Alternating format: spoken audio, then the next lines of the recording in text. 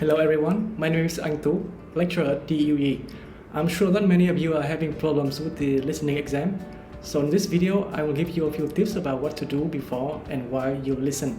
There is a wide variety of listening questions, and all your attention should be on listening to all the cues available, not working out how to proceed while the audio tracks are playing.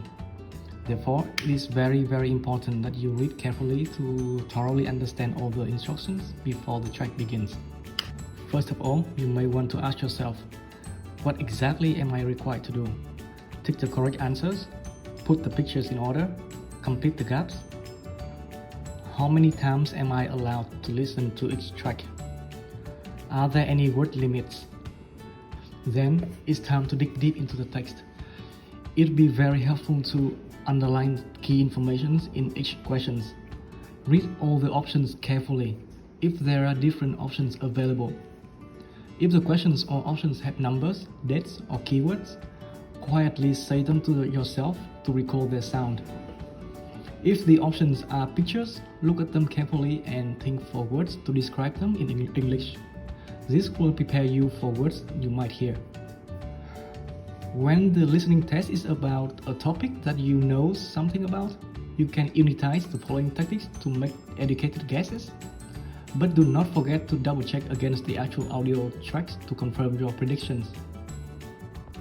Read the questions, remind yourself of all the background knowledge about the topic, even in your own language. Look at the pictures or headings. What information do they give you about the topic? What vocabulary do you already know about the topic? Try to predict words which might be in the listening test, in English or even the meaning in your own language. You also need to find out or guess who may be speaking in the listening test, so you can form your own cues about the scenario, hence improving your chances. Specifically, you may ask yourself, does the instruction tell me how many speakers are going to be there? Is it a monologue, such as a presentation, a dialogue, like a daily or informal conversation, a more formal business-like meeting, or an interview with many questions and answers? You may wonder, I'd be blue in the face trying to follow all these steps before the track's playing. Well, practice makes perfect, and you'll be tickle pink when you will have mastered all the tactics we have shared with you. Now comes the vital part of your test, which may make or break your whole term's effort. While you listen, which words do I need to understand? It's highly possible that you won't understand every word, and in fact, you really don't need to. So don't panic if you don't understand everything. It is more important to know which words you need to understand so that you can complete the task. Please keep in mind that the important or the keywords or ideas will be stressed. They are usually said louder and or slower than other words. They may be repeated in their exact forms or being paraphrased. You may say, what if I don't understand a word that might be important? We've all been there, so this is what you can do. Think about the context, aka the situation of the listening text, to help you imagine the scene involving the speakers. Does the unfamiliar word seem like another word that makes sense in this context? Try to use common sense. Where are the speakers? Does the background noise give you any extra information? Either way, keywords or ideas tend to be repeated later in the audio, so listen out for the word or idea again. Don't think about the word for too long. You have a time constraint. It is crucial to stay calm and continue listening to the rest of the text so that you don't miss any more important information.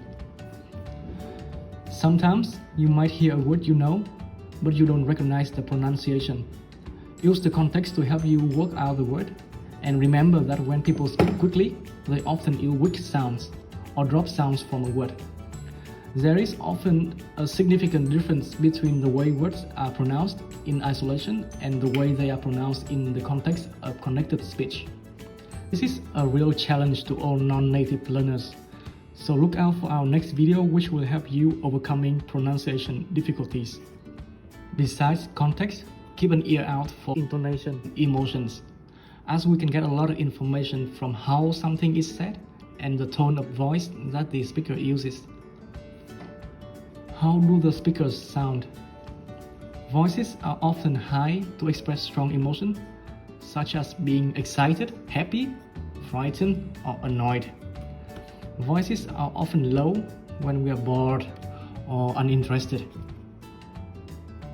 Last but not least, listening tests often ask questions about the speaker's opinions, which may be identified by looking out for certain expressions. Expressions that signal the moment they start to share their opinions. For example, in my view, I believe, I think, I disagree that, I can't stand, I'm keen on. Or show reactions to demonstrate their opinions, which are often said in a high voice. For example, "You're absolutely right," "You're wrong." Okay, so what have we learned today? Before you listen, you should read and understand the requirements. Underline key information. Make predictions where necessary.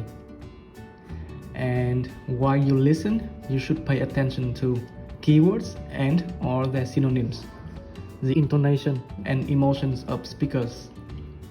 And remember, if you missed a word, don't think about it for too long. Move on to other questions. This is the end of our topic.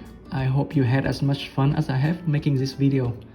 Thank you very much for watching and stay tuned for our upcoming lessons.